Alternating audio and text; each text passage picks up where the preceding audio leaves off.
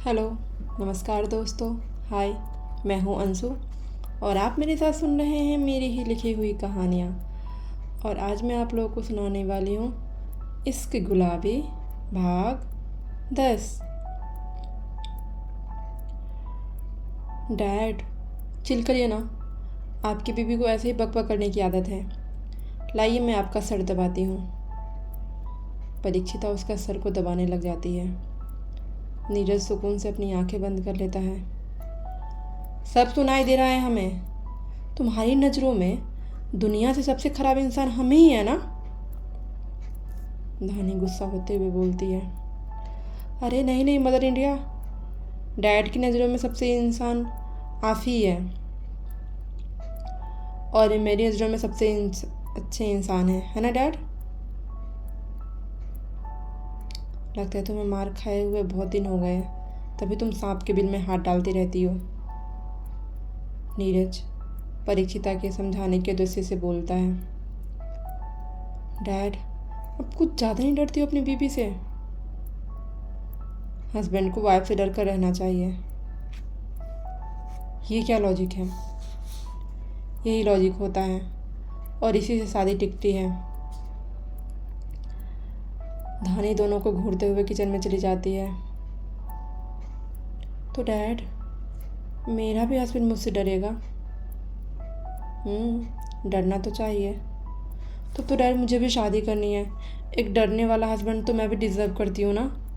इस घर में मुझसे कोई नहीं डरता है। पागल, शादी पति डराने के लिए नहीं करते हैं, बेवकूफ़। शरद उसके माथे पर मारता हुआ बोलता है। रुको, आपको तो मैं भी बताती हूँ। परीक्षिता गुस्से से उठने की कोशिश करती लेकिन नीरज हाथ पकड़ लेता है। शांत हो जाओ परी। डैड, आपने देखा भी, अभी अभी इन्होंने मुझे मारा। हाँ तो क्या हो गया, तुमसे बड़ा है। बस बस इसीलिए मुझे शादी करनी है। मुझे एक ऐसा पति चाहिए जो मुझसे मार खाता रहे। क्यों किसी बेचारे को बलि का बकरा बनाऊंगी तो मैं आपका बलि का बकरा। ऐसा लड़की खोज कर लाऊंगी ना आपके लिए, दिन रात आपको डांटती रहेगी, दिन रात आपको मारती रहेगी। सपना ही देखती रह तू। मैं ऐसा कोई काम ही नहीं करूँगा जो सामने वाला मुझे मारे। लेकिन मैं तो करूँगी ना, और आपका नाम बताऊँगी। हाँ, ज़िंदगी भर मैं तुझे इसी घर में बिठा कर रखने वाला हूँ ना, ताकि तुम मेरी गृहस्थी में आग लगाती रहे। देख रहे हैं डैड, शादी हुई नहीं और आपका आज्ञाकारी बेटा पराया हो रहा है। शरद नीरज की उपस्थिति याद करके सकपक आ जाता है। नहीं पापा, ऐसा कुछ नहीं है। परी, कंधे पर हाथ लगा ना, कंधा दर्द हो रहा है। और शरद ठीक ही तो कह रहा है, तुझे यहाँ पर बिठा कर थोड़ी ना रखेंगे। डैड, आप तो मेरी साइड रहो ना, आप भी इनके साइड हो जाते हो। मेरा कोई अपना नहीं है यहाँ पर। परीक्षिता रोते हुए बोलती है। सब उसकी रोना सुनकर हंसने लग जाते हैं।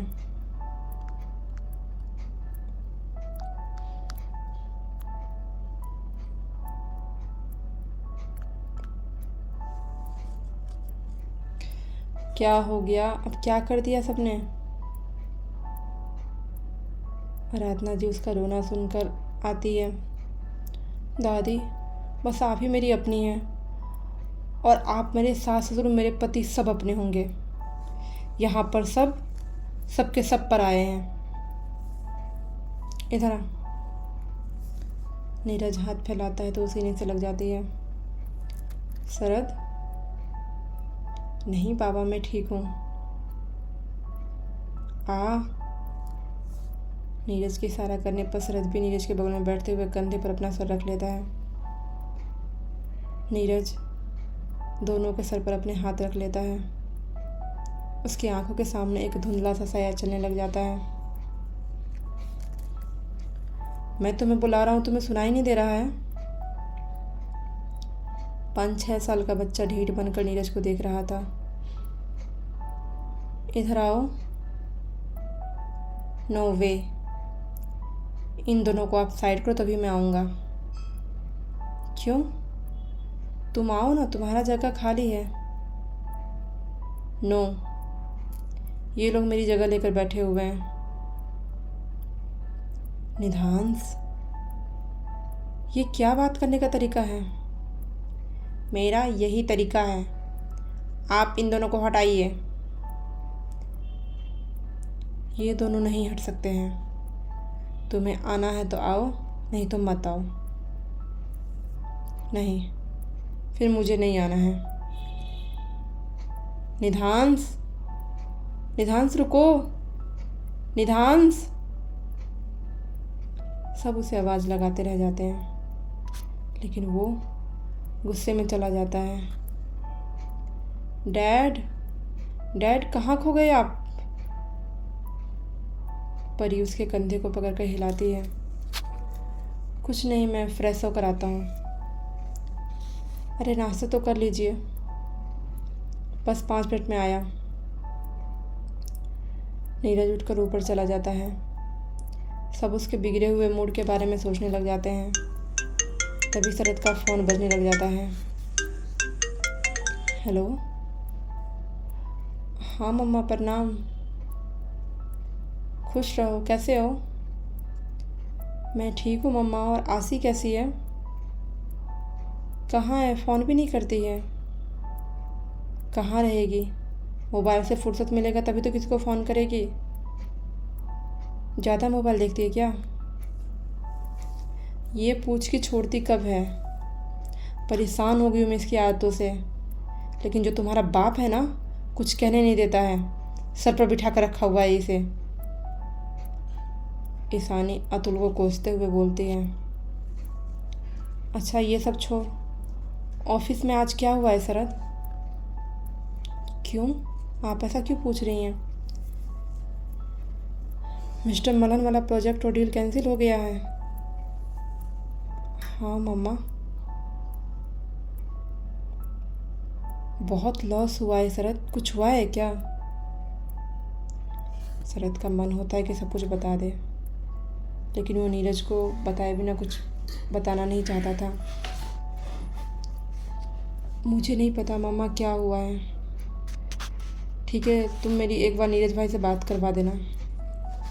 ठीक है, जब वो नीचे आएंगे तो मैं बात करवा दूँगा। आप लोग दिल्ली कब आ रहे हो गया है शरद। 6 महीने का पीरियड और यहाँ पर है। उसके बाद अगली पोस्टिंग दिल्ली में ही है। उसके बाद हम सब साथ रहेंगे। जल्दी से आ जाइए ना। मैं आप लोगों को बहुत मिस करता हूँ। क्यों? तुम्हारे फेवरेट पापा प्यार नहीं करते हैं? हाँ करते हैं, लेकिन आप लोगों के बिना भी तो मन नहीं लगता है ना। और डैड से तो मैं बात ही नहीं करूँगा। क्यों? क्या हो गया? इतना क्यों गुस्सा हो गया है? वो बस आप डैड से पूछ लीजिएगा। तुम दोनों बाप बेटे का कुछ नहीं हो सकता है। वो अलग तुमसे गुस्सा होकर बैठा है, तुम अलग उससे गुस्सा होकर बैठे हो। लेकिन बता कोई नहीं रहे कि गुस्सा क्यों हो। छोड़िए आप ये सब, आप नहीं समझेगी। हाँ भाई, दुनिया में तो सबसे नादान इंसान तो मैं ही हूँ। परी कहाँ है? ये रही। शरद उसके दोनों हाथ पकड़ कर बैठा हुआ था, नहीं तो कब वो उसका फ़ोन छीनकर बात करने लग जाती पता नहीं लगता। छोटी मम्मा, आपका बेटा मेरे ऊपर बहुत अत्याचार करता है। शरद, क्या कह रही है ये? कुछ नहीं मम्मा, इसकी नौटंकी है। नहीं छोटी मम्मा, सच में ये मुझे बहुत परेशान करते हैं। मुझे आपकी बहुत याद आ रही है। मुझे भी तुम लोगों की बहुत याद आ रही है बेटा।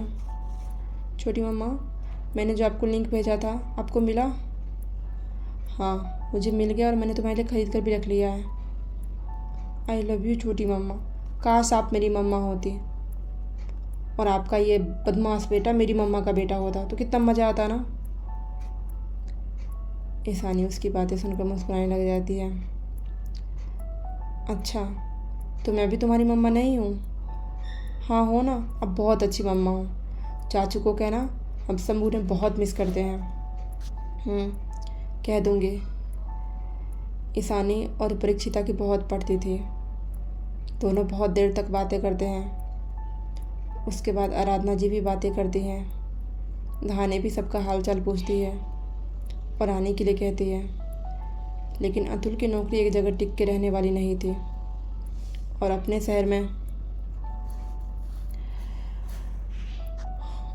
शहर में मुश्किल से पोस्टिंग मिलती थी। अतुल कई सालों से लग रखा था। 15 साल में पहली बार दूसरी बार उसे दिल्ली की पोस्टिंग मिल रही थी, नहीं तो हमेशा दूर दूर शहरों में ही उसे पोस्टिंग मिलती थी। अपने परिवार के पास रहने में हर किसी का मन होता है, लेकिन ये हर समय संभव नहीं हो पाता है। कई सालों के बाद ये संभव हो रहा था। आसिया भी पढ़ाई कर रही थी, इसलिए वो उन दोनों के साथ थी। शरद का पढ़ाई कंप्लीट हो चुका था और उसका झुकाव हमेशा से नीरज की तरफ ज़्यादा था और सबसे ज़्यादा मन उसे अपने परिवार के बीच में ही लगता था। उसका इंटरेस्ट भी हमेशा से बिजनेस में ही था। वो नीरज के नक्शो कदम पर ही चलता था, इसलिए वो भी इस बिजनेस की दुनिया में आ गया था। और वैसे भी पूरा सक्सेना एम्पायर का भार नीरज के कंधों पर ही था। परीक्षिता ने पहले ही हाथ खड़ा कर दिया था कि उसे कंपनी ज्वाइन नहीं करना है। उम्र के साथ इंसान को साथ की ज़रूरत भी होती है और अब एक नीरज को सहारे का ज़रूरत था, जिसके कंधे पर वो हाथ रख कर चल सके। ईशानी भी मदद करती थी, लेकिन वो ऑनलाइन ही काम करती थी क्योंकि अतुल के प्रति भी उसके कुछ जिम्मेदारी थी। इसलिए जैसे ही शरद की पढ़ाई ख़त्म होती है, वो शरद को दिल्ली भेज देता है और वो दिल्ली आकर फैमिली बिजनेस संभाल लेता है। नीरज धानी उसे अपने बेटे की तरह ही रखते थे। परिवार मिलता ही था उसे, और क्या चाहिए था। आशीष से ज़्यादा वो परी के क्लोज था क्योंकि दोनों ने ज़्यादा समय बिताया था। अपनी बहन के साथ उसका व्यवहार एक पिता की तरह था क्योंकि काफ़ी सालों का अंतर था, लेकिन परी के साथ उसका हंसी मजाक वाला रिश्ता था। सब जहाँ थे हंसी खुशी रहते थे, लेकिन था जो कोई धीरे धीरे उनकी खुशियों को सेंध लगा रहा था। नीरज नीचे उतरता है तो शरद उसे सारी बातें बताता है और ईशानी से बात करने के लिए कहता है। वो ईशानी से बात कर लेता है और सारी बातें समझा देता है।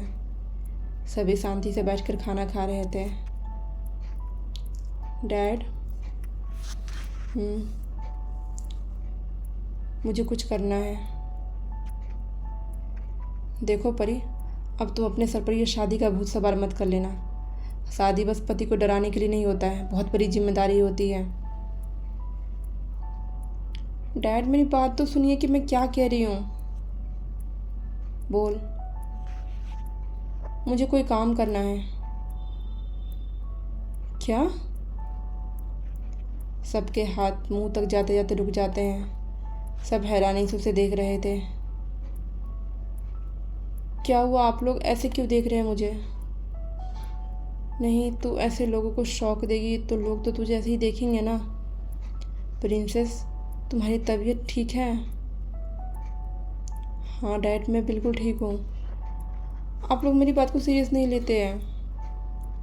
अच्छा ठीक है, तो बता कौन सा पोस्ट खाली करवा दूँ? नीरज वापस अपने खाना पर ध्यान लगाते हुए बोलता है, मुझे ऑफिस का कोई पोस्ट नहीं चाहिए। इनफैक्ट मैं ऑफिस ज्वाइन करना ही नहीं चाहती हूँ। तो तुम्हें कौन सा काम करना है? मैं मीडिया ज्वाइन करना चाहती हूँ। व्हाट? पागल हुई है क्या तुम? अभी तेरे सिर पर कौन सा भूत सवार हो गया? शरद परीक्षिता के सर पर मारता हुआ बोलता है।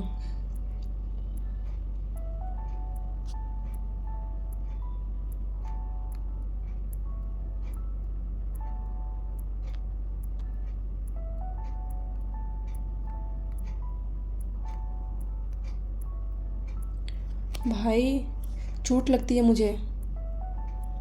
मैं मारने लग जाऊंगी तो फिर मम्मा मानने लग जाएगी कि बड़े के ऊपर हाथ उठा रही है, और तब से आप मुझे मारे जा रहे हैं। ये आपको नहीं दिखता है क्या मम्मा? ठीक ही तो मार रहा है, अब ये मीडिया क्या होता है? गरिमा न्यूज़ चैनल की बात कर रही है। अच्छा, वो जो टीवी पर दिखाते हैं और सब चिल्लाते रहते हैं। हाँ, और अब आपकी बेटी को टीवी पर चिल्लाने का शौक चढ़ गया है। घर में चिल्ला चिल्ला कर इसका गुजारा होता नहीं है, तो अब ये टीवी पर चिल्लाएगी और पूरे देश को दिखाएगी। परी, ये सब क्या है? और कोई ऐसे थोड़ी ना मीडिया में ज्वाइन कर लेता है, उसके कुछ प्रिपरेशन होते हैं। डैड, मैंने जर्नलिज्म और मास कम्युनिकेशन का डिग्री ले लिया है। ये तूने कब किया? बस ले लिया है ना डैड, आप जानकर क्या करेंगे? और मुझे जॉब करना है, बैठी बैठी मैं बोर हो रही हूँ। परीक्षिता अपना फैसला सुना देती है और हमेशा की तरह नीरज उसके फैसलों के आगे हार जाता है। ठीक है, मैं किसी न्यूज़ चैनल से बात करता हूँ। पापा, आप ये क्या कह रहे हैं? किसी न्यूज़ चैनल में काम करेगी, इसकी क्या ज़रूरत है पापा? और तू अपने दिमाग पर से जर्नलिज्म का भूत उतार दे। तेरा दिमाग हमेशा उल्टा ही क्यों चलता है? शरद को नीरज का फैसला पसंद नहीं आया था, क्योंकि मैं आपकी तरह सीधी नहीं हूँ, इसलिए मुझे उल्टे काम में अच्छे लगते हैं। और डैड, आपको किसी न्यूज़ चैनल वालों से बात नहीं करनी है। क्यों? क्योंकि मुझे द नीरज सक्सेना की बेटी बनकर नहीं जाना है। मैं आपकी बेटी बनकर जाऊंगी तो मुझे लोग सीधे न्यूज़ एंकर रूम में भेज देंगे, क्योंकि सबको लगेगा कि मैं फेमस होने के लिए ये सब कर रही हूँ, लेकिन मुझे फेम नहीं चाहिए। परी, अब ये क्या पागलपन है? करने दे रहा हूँ ना तुम्हारी मन की, और तुम हर बात में अपने मन का तो नहीं चला सकती हो ना। तुम ऐसे डिग्री लेकर जाओगी तो सब तुम्हें सड़क पर धक्के खाने के लिए, न्यूज़ खोजने के लिए छोड़ देंगे। देखता हूँ मैं कैसे न्यूज़ वाले सब धूप में घूमते रहते हैं एक एक खबर के लिए, और लोग उसे दुत्कारते रहते हैं। डैड, उसी इंसान को कामयाबी का स्वाद लगता है जिन्होंने स्ट्रगल का फेस देख रखा होता है ना, उन्हें ही ज़िंदगी का असली मतलब पता होता है जीने का। मैं बहुत राजकुमारी की तरह ज़िंदगी बिता चुकी हूँ। अब मुझे अपना नाम बनाना है, अपना कुछ करना है, और वो मैं आपके नाम के साथ नहीं कर सकती हूँ। मैं इंटरव्यू दूँगी, बल्कि 1-2 जगह दे भी चुकी हूँ। कहीं से भी फ़ोन आ जाएगा और मैं सेलेक्ट हो जाऊँगी। मैं ऐसे बीच में से गायब हो जाती तो आप लोग परेशान हो जाते कि मैं कहाँ भाग जाती हूँ, इसलिए मैंने सोचा आप सबको बता दूँ। लेकिन परी, करने दीजिए ना, ठीक ही तो कह रही है। पहली बार धानी परी का समर्थन करती है। हमें लगता है इसे बाहर का दुनिया देखना चाहिए। धानी, तुम समझ नहीं रही हो बाहर का दुनिया कैसा है। हाँ तो क्या हो गया जी, और भी लड़कियां तो इस दुनिया में रहती हैं ना, जिनके माँ बाप नहीं होते हैं, बड़े बड़े लोग। हमने अपने बेटी को इतना मजबूत तो बनाया है कि वो दुनिया के बीच कदम से कदम मिलाकर चल सके, ना कि आपका सहारा लेकर, हमारा सहारा लेकर चल सके। हमें लगता है परीक्षिता ठीक कह रही है, लेकिन ये पहचान नहीं बताएंगी तो इसे कहीं भी कैसी भी नौकरी दे देंगे, धूप में घूम कर बीमार पड़ जाएगी ये। कुछ दिन पहले ये धूप में ना घूमने की वजह से बीमार पड़ी थी ना। डॉक्टर ने क्या कहा था? विटामिन डी की कमी हो गई है। तब हम इसे धूप में बिठाते थे कि नहीं? पूरे दिन एसी में बंद रहती थी। तो जब हम इसके सेहत के लिए धूप में बिठा सकते हैं, तो हम इसके भविष्य के लिए इसे धूप में छोड़ नहीं सकते हैं।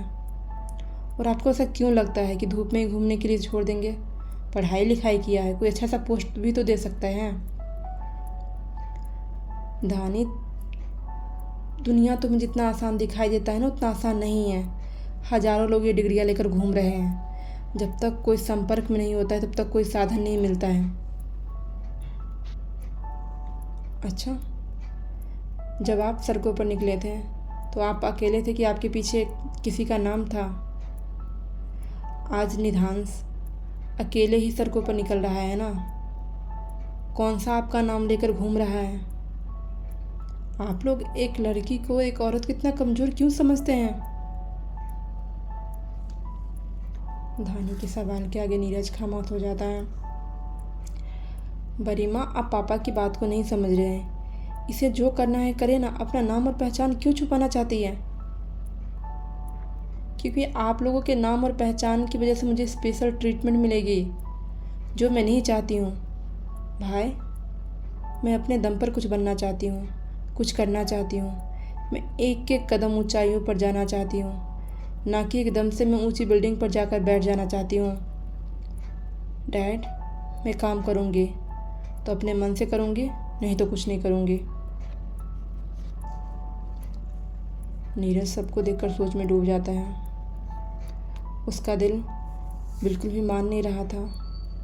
वो आराधना जी की तरफ देखता है, जो पलके झुकाते हुए हाँ बोलने के लिए इशारा करती हैं। ठीक है, बट तुम कोई खतरों वाली जगह पर नहीं जाओगी। अगर कोई कहीं बम ब्लास्ट होता है, कहीं टेररिस्ट मारे जाते हैं या कुछ भी ऐसा घटना होता है, तो तुम उसे कवरेज करने के लिए नहीं जाओगी। मैं तुम्हारे जान के साथ रिस्क नहीं ले सकता हूँ। मेरी शर्त यही है कि तुम मुझे सही सलामत चाहिए। ये नहीं कि तुम प्रमोशन पाने के लिए कहीं भी चली जाओ और कुछ भी कर लो। बस एक बात याद रखो, हम लोगों की जीने का आधार तुम ही हो। ये नाम और पैसा, ये सब कुछ तुम्हारा ही है, और मुझे अपनी बेटी से प्यारा कुछ भी नहीं है। नीरज की बात सुनकर परी के चेहरे पर मुस्कुराहट आ जाती है और वो झट से नीरज के गले पकड़कर झूलने लग जाती है। जल्दी जल्दी उसके गालों पर किस कर लेती है। Thank you thank you thank you thank you so much dad. मैं आपको कभी निराश नहीं करूँगी और कभी कोई ऐसी वैसी जगह पर नहीं जाऊँगी। बस मुझे चीज़ें एक्सप्लोर करनी है। आपको तो पता है ना। हाँ तो करो ना, लेकिन अपनी लिमिट में रहकर करना। तुम्हारी जान हमारी फर्स्ट प्रायोरिटी होनी चाहिए। ओके डैड, मैं कोई खतरे वाली जगह पर नहीं जाऊँगी। Okay and mamma, I love you. Dhani को पीछे से बाहों में भरते हुए वो गालों को चूम लेती है। Thank you so much. मुझे पता है आप मुझसे बहुत प्यार करती हैं, बस दिखाती नहीं है। हम कोई नहीं प्यार करते तुमसे, ठीक है? बस तुमको अब इस घर में बर्दाश्त नहीं कर सकते हैं। हम थक चुके हैं, चैन की सांस लेना चाहते हैं, इसलिए तुम्हें काम पर भेज रहे हैं। लेकिन इसका मतलब ये बिल्कुल भी नहीं कि तुम्हें आज़ादी मिल गई है। समय से घर आओगी और समय से बाहर जाओगी और कुछ भी उटपटांग हरकतें नहीं करोगी। अगर किया तो देख लेना, इस बार हम डंडा बना कर रखे हैं तुम्हारे लिए। आप भी ना मम्मा बिल्कुल मिडिल क्लास माँ की तरह बिहेव करने लग जाती हो। बताओ कौन सी माँ बेटी को डंडा मारती है? जिसका तुम्हारी जैसी बेटी होगी ना, उसे डंडा ही मारना पड़ता है। चलो बैठो, नाश्ता करो। Thank you. परीक्षित राधानाई की करों को चूमते हुए टेबल पर जाकर बैठ जाती है। हर महादेव दोस्तों, तो आज का भाग यहीं ख़त्म होता है। मिलते हैं जल्दी ही नए भाग के साथ। तब तक के लिए चैनल पर नए हैं तो लाइक कीजिए, सब्सक्राइब कीजिए और दोस्तों के साथ शेयर करना बिल्कुल भी मत भूलिए। Thank you so much. और हाँ, कहानी पूरी सुनिए, तभी समझ आएगी कहाँ पर क्या हुआ था।